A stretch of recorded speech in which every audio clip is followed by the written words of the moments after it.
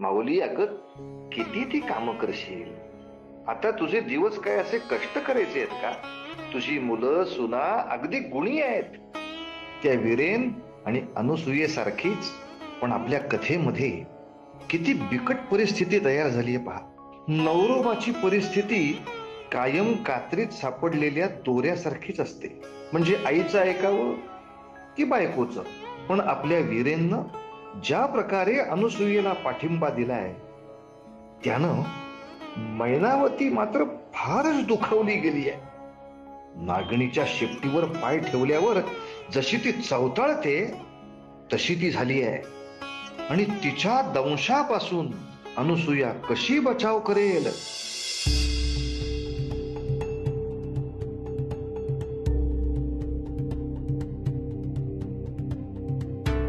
तू म्हणतेस म्हणून मी व्यापाराला चाललोय, अन्यथा मी गेलोही नसतो. तुम्ही चिंता नका करू. मी काही भलते सलते पाऊल नाही उचलणार आता. मला माझ्यापेक्षा तुमची अधिक काळजी आहे.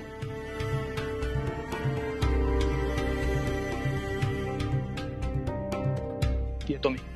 काळजी घे.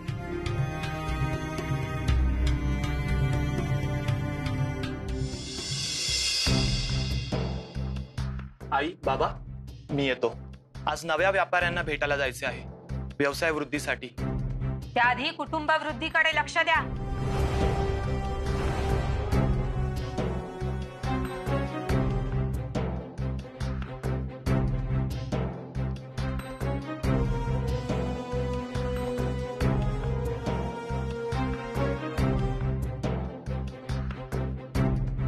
आई, हे घ्या. हे काय? हळदीचे दूध आणले आहे तुमच्यासाठी. ह्यामुळे तुम्हाला होणारा त्रास कमी होईल.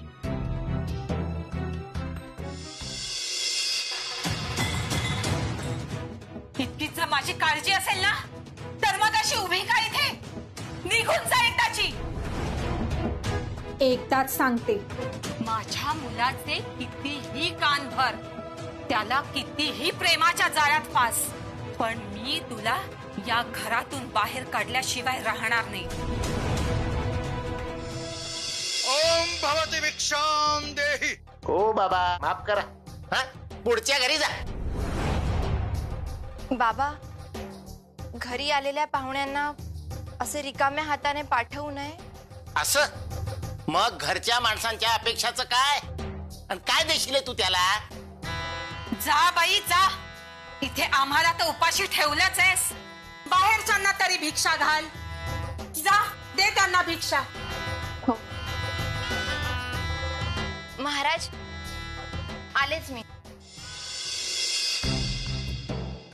तुझी एक योजना अयशस्वी झाली तर काय झालं, पण तुझा प्रयत्न उत्तमच होता. पुन्हा आपलं डोकं लाव आणि त्या अवदासेला या घरातून बाहेर काढ.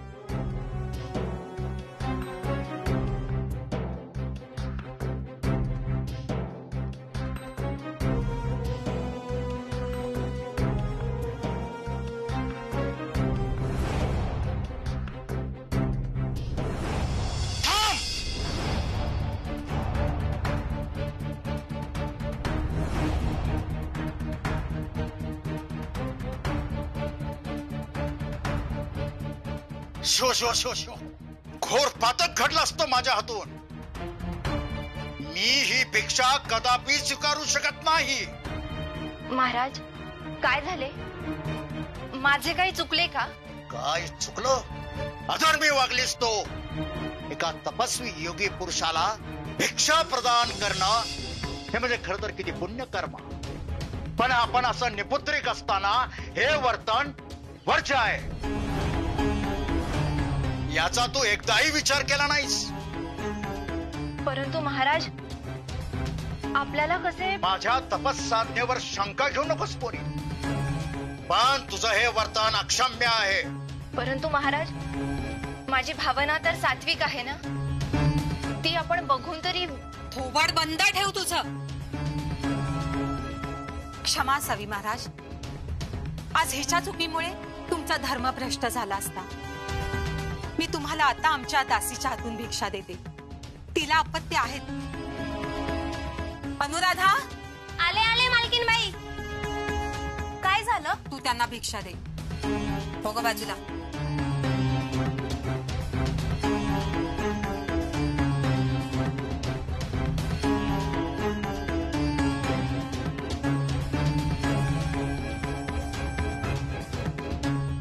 अष्टपुत्र सौभाग्यवती भव.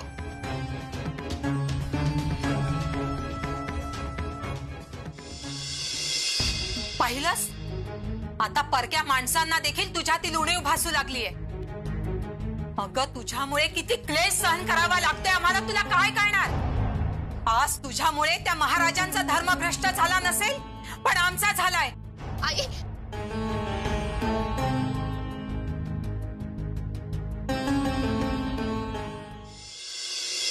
असे काय पाप घडले आहे माझ्या हातून की असे नशीब लिहिले आहे माझे. काय अपराध आहे माझा परमेश्वरा, तूच नाही समजून घेऊ शकणार तर मी कुणाकडे पाहावे. मार्ग दाखव भगवंता.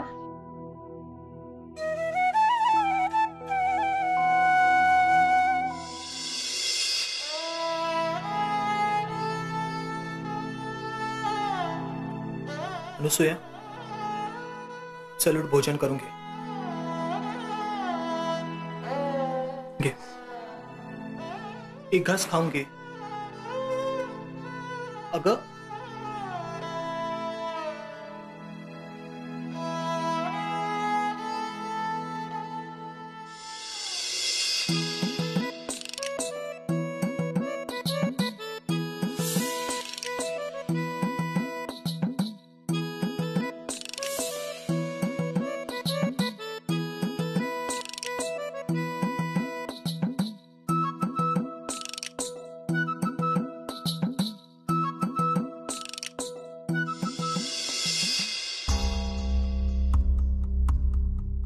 माझं बाळ,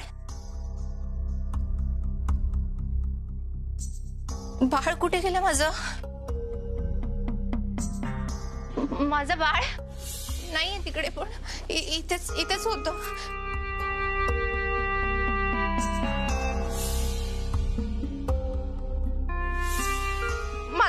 माझं बाळ कुठे गेलं? माझं बाळ, माझं बाळ. आई, माझं बाळ इथेच होतं. कुठे गेलं? मी आता दूध तापायला गेले होते आणि येऊन परत बघते तर बाळ नव्हतंच. आई तुम्ही पाहिलं का? वेडी झालीस तू, वेडी, पुरती वेडी झालीस. माझं बाळ कुठे गेलं?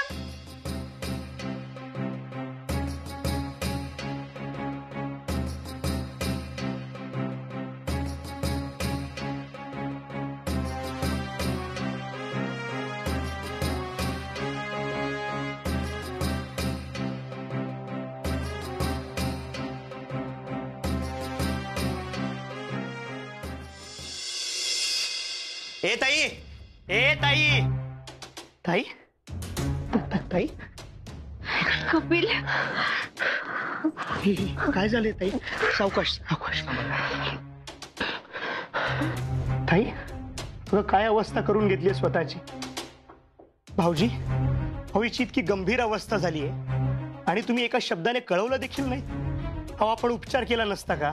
अरे कपिल, शारीरिक त्रासावर उपचार आहे, पण मानसिक आजाराचे काय? अरे ही ऐकतच नाही माझे. पुत्र हवा या काळजीने स्वतःला पोखरून घेते आहे. तुम्ही माझे का नाही ऐकत? माझ्यावर प्रेम आहे असे म्हणताना मग सासूबाई म्हणतात त्याप्रमाणे दुसरा विवाह करा, म्हणजे पुत्र प्राप्ती होईल. कपिल, तू सांग बरे यांना. अनुसूया, आता अखेरचे ऐक. हे बघ, तुझे माझ्यावरचे प्रेम कमी झाले असेल, पण माझे नाही. मी आज जन्म फक्त तुझ्या सोबतच संसार करणार आहे. खरे सांगू, हीच एक चिंता पोखरत होती मला, पण आता माझे मन शांत झाले आहे. पण एक सांगू, तुम्ही जसे मला स्वीकारत आहात तसे इतर लोक का नाही स्वीकारत? का नाही गोसावी महाराज माझ्याकडून भिक्षा स्वीकारत? गोसावी महाराज हे कोण आहेत? तपस्वी आहेत, आपल्या घरी भिक्षा घ्यायला येतात आणि ही निपुत्रिक आहे म्हणून हिच्या हातून भिक्षा स्वीकारत नाहीत. काय? हो, पण या समस्येवर देखील एक समाधान आहे. कोणते भाऊजी? सांगतो.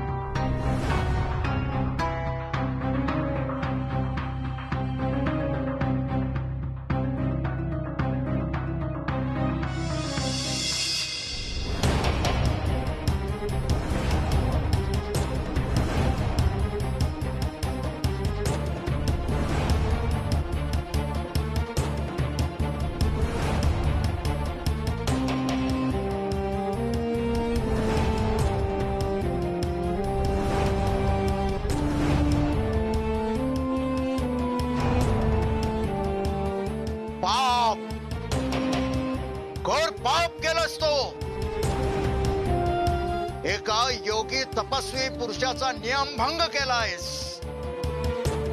धर्मभ्रष्ट केलायस तो. तुझ्या या कपटी खेळास क्षमा नाही. क्षमा करा मी महाराज, केवळ आपण भिक्षा स्वीकारावी म्हणून मी हे असे केले. मला हे एकमेव पुण्य हवे होते महाराज, मला क्षमा करा. जे तुझ्या नशिबी नाहीये त्याची हाव तू कायम धरत आली आहेस. तुझी मती भ्रष्ट झाली आहे. तुझ्या या कृत्याबद्दल मी तुला शाप देतोय.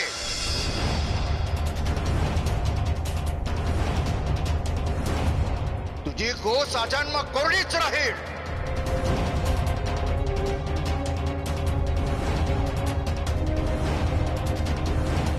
नाही महाराज, नाही. आपले शब्द मागे घ्या महाराज. तिने माझ्या सांगण्यावरून हे आचरण केले महाराज. ते शक्य नाही. शब्द हे तीक्ष्ण बाणासारखे सुटतात आणि जखम करतात. तिच्या या कृत्याला तीच जबाबदार आहे. मला मान्य आहे, परंतु एक वार आमच्या संसाराचा आणि हिच्या मनाचा विचार करा महाराज. अहो, कित्येक वर्ष हिने अखंड सेवा केली आहे, व्रत करते, स्वतःची अशी बिकट परिस्थिती करून घेतली आहे महाराज, फक्त एक अपत्य व्हावे म्हणून. जर आपले शब्द इतके प्रभावी असतील ना महाराज, तर अखेरची विनंती म्हणून मागणे मागतो. हा मला पुत्र व्हावा म्हणून उपाय सांगा महाराज. तुम्ही म्हणाल ते मी करायला तयार आहे महाराज, पण आम्हाला उपाय सांगा. तुझ्या सांगण्यावरून तुझा प्रामाणिकपणा दिसतोय आणि तुमचं एकमेकावरचं प्रेम दिसतंय. एक उपाय आहे आणि तो तुलाच करावा लागेल. हो महाराज, तुम्ही जे म्हणाल ते मी करायला तयार आहे. लक्षपूर्वक ऐक. 2 दिवसांनी पौर्णिमा आहे, पवित्र दिवस आहे आणि तुम्हाला माहित नसेल, निळा रंग हा शांततेचं आणि पावित्र्याचं प्रतीक आहे. त्या रात्री संपूर्ण निळ्या वस्त्रात तुला मार्गक्रमण करावं लागेल, तेही निळ्या रंगाच्या घोड्यावर स्वार होऊनच. महाराज, निळा घोडा असा असतो? मध्ये बोल नकोस. त्या घोड्यावर स्वार होऊन तो जिथे नेईल तिथं जा. ज्या ठिकाणी तो थांबेल ती जागा हेरून ठेव. ती जागा तुला खणायची आहे. जोपर्यंत देवीचं मंदिर मिळत नाही तोपर्यंत तू खणत राहा. त्या मंदिराचा उद्धार कर, जेणेकरून तुला देवी प्रसन्न होईल. तिच्याकडे तू जे मागणं मागशील ते तुला मिळेल.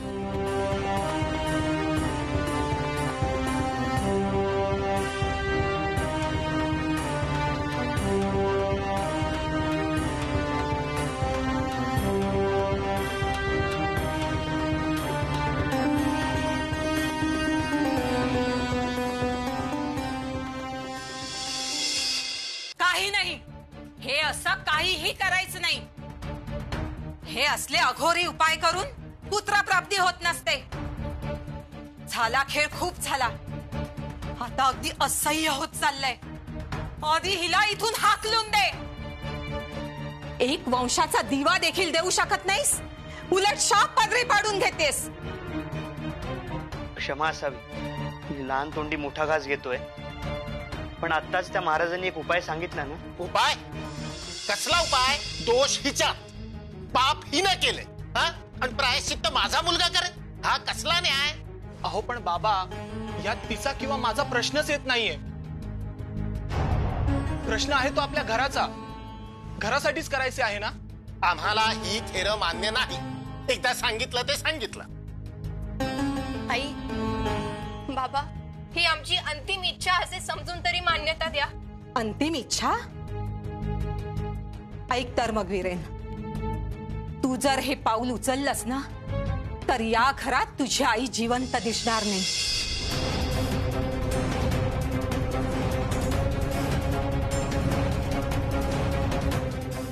आता तूच ठरव, हिची अंतिम इच्छा महत्वाची की तुझ्या आईची?